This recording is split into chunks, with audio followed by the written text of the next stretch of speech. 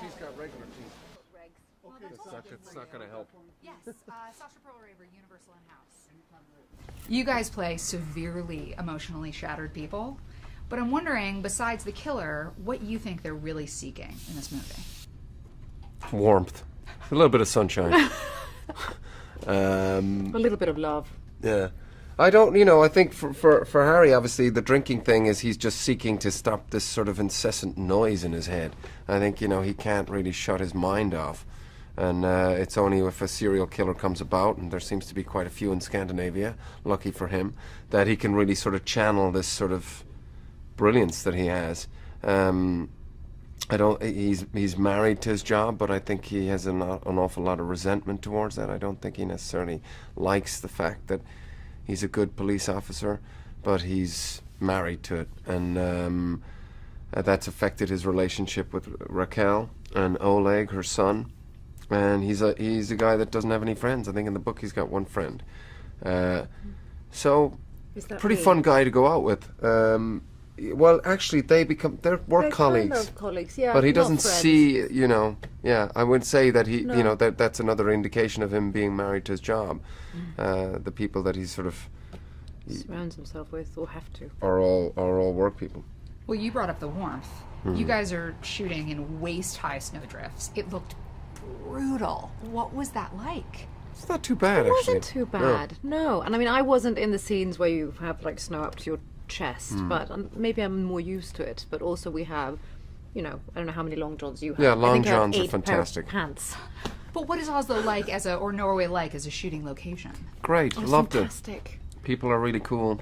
It's lovely, and it's set in Norway, and I think there were discussions about shooting this in other places in the world. Yeah. And I think it was so brilliant that Thomas sort of stood his ground and said this was written to be shot in Norway, it should be shot in Norway.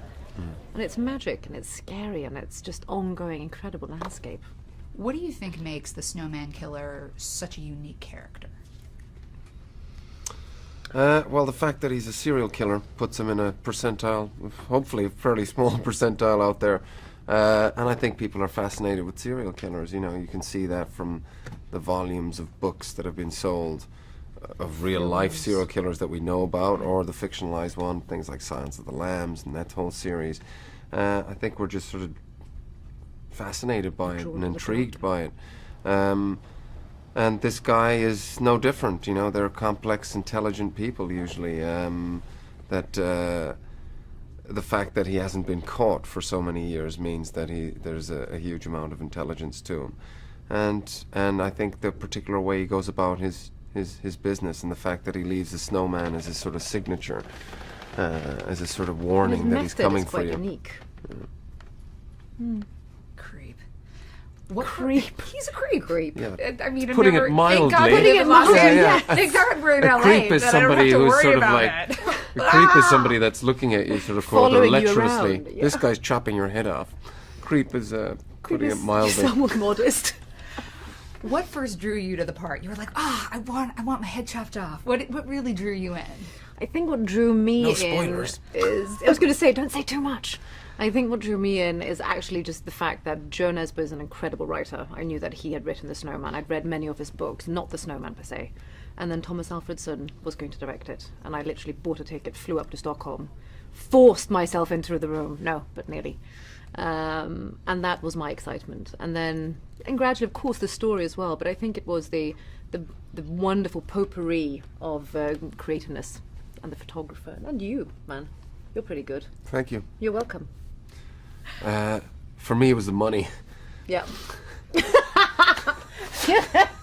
I was doing so well. We're not getting better than that. That's where we end. I like, by the way, that you wait until the very end to be like, you too. Прошлой ночью пропала женщина. Случай не единственный. Почерк все тот же. Плохие новости. Еще одно исчезновение. Кого ищут? Сильвию Оттерсон. Я Сильвия Оттерсон. Он все время за нами следил. Для него это игра.